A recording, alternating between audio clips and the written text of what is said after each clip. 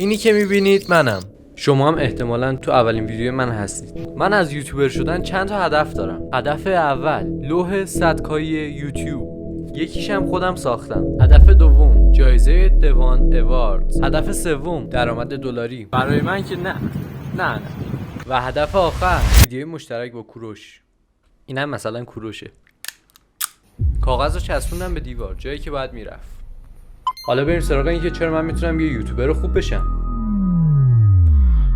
قدم بلنده، ابرومم که کمنده، زاویه فکم که امکانات ندارم. این تدیه، کسی که اولین نفر ویدیومو لایک میکنه و برام کامنت میذاره. منم پرتش میدم هوا و تا جایی که میتونم میچرخونمش تا کیف کنه. خب از اینا بگذاریم بریم سراغ ایده های من. باید ایده هامو بچسبونم رو دیوار. البته ممکنه ویدیوهای دیگه هم بهش اضافه بشه. معرفی میکنم بک فلیپ. قشنگه. پیدا کردن مربی دشوار، یاد گرفتن سخت. این منم. اینم 3 میلیون تومان توی 3 روزه. خوبیش اینه که پول در میارم، از مهارتام استفاده میکنم، پیدا کردن کار سخته، تایمش هم محدوده. ایده بعدی دیزاین کردن اتاقمه.